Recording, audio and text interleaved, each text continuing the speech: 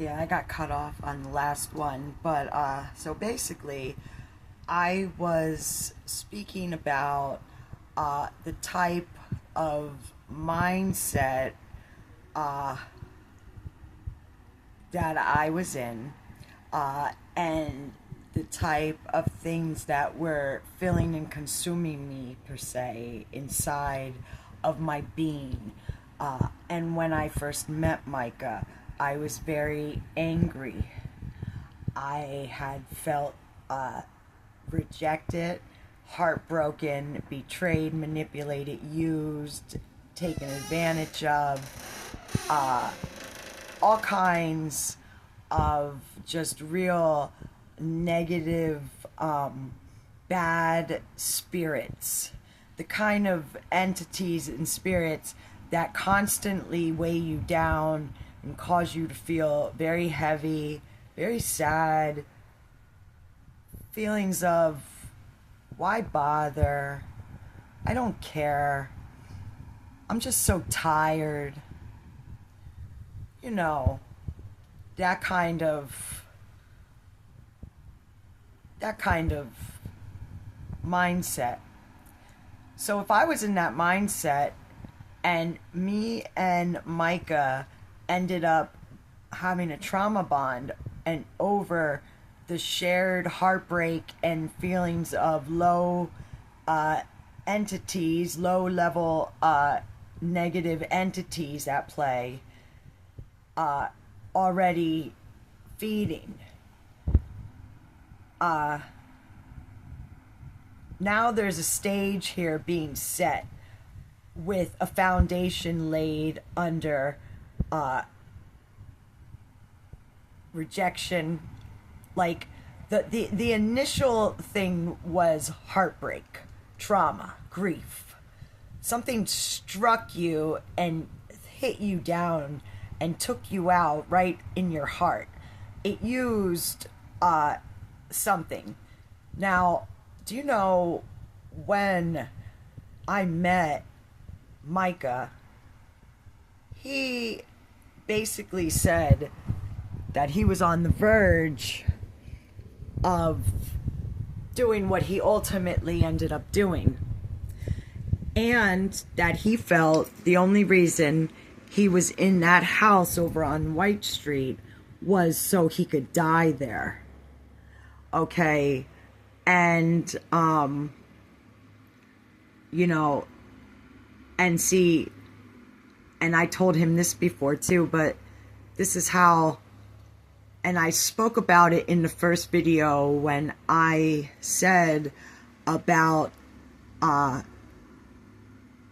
when I would, if I let him down, it was going to be not only me, but the accumulation of everybody else that ever let him down or hurt him in some way. You know, it's going to be accumulation of all that. You know how I know this? Because when I met Micah, you could say that I was where he is at, maybe not as far, but I was on that same, I was sinking and I was in those low spirits. And, you know, that's all I'm going to say on that topic for now, unless it comes back. But let's just say there was a foundation being laid of perversion and partying, sex, drugs, and rock and roll. I mean, really. Now, the thing is, you know, there's things, and there might have been ways. See, okay, how do I say this in a really nice way? I'm just going to say it.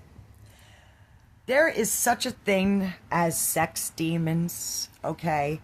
Those things are real, and they come from illicit or sexual some sort of perversion or illicit sexual act.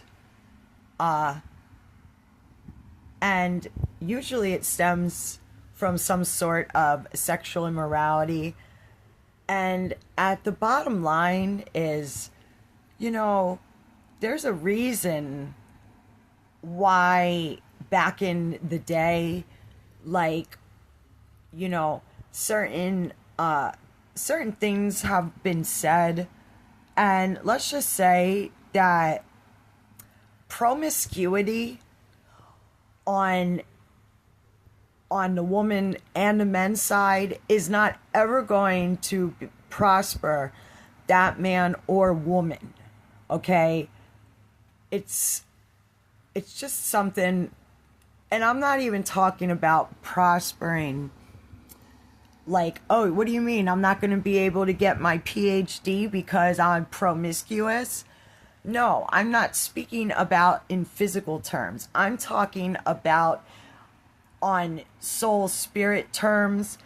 Being promiscuous is always going to keep you arm's length and at a distance from God. In fact, you probably wouldn't even really consider them, because the more and more that you do certain things and you mix and you give out your energies, or you receive all these different energies, this is why a lot of women, honestly, do get bad psychiatric disorders and problems, because what it comes down to is you might have aligned, and by sleeping with, received a lot of different energies and a lot of different dominating type forces that would like to take up some sort of root in your temple.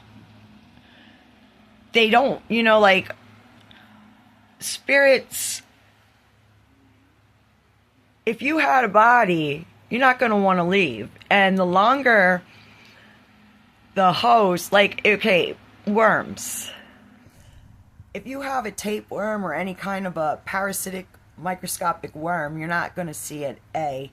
B, it doesn't want you to know that it's there, because it knows that once you know you have that in you, you're going to take measures to dewormify yourself. So spiritually, entities hide because they don't want to be found out. And the best way that certain entities enjoy hiding is right there, sitting and masquerading and acting as if they are so and so. And, it's like, it goes back to also an unconscious thing, because, he would have said, what do you mean I'm not aware of who I am? And he's even said this to me when I've told him this.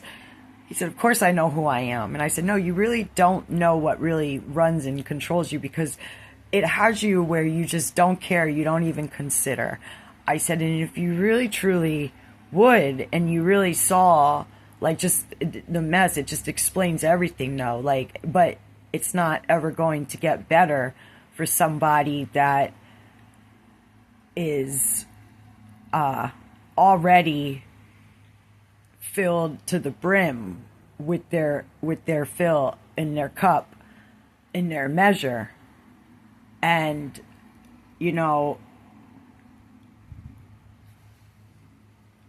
like I said, his mind was consumed by a lot of unnecessary evils that at the end of the day didn't do him any good. If anything, those things helped to push him and to direct and guide him into a path where now, and what was going to end up happening was, however he felt prior to when I met him, now, like I said, if if I let him down, it's going to be even now that much more worse, because things don't get better.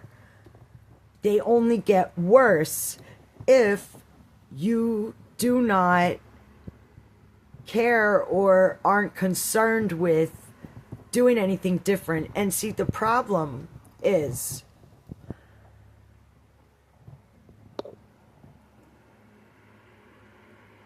this Micah had learned that he liked the way and he liked the energy that he was able to manipulate, and that he was able to take from me. And it's like he was feeding and getting off on us fighting. So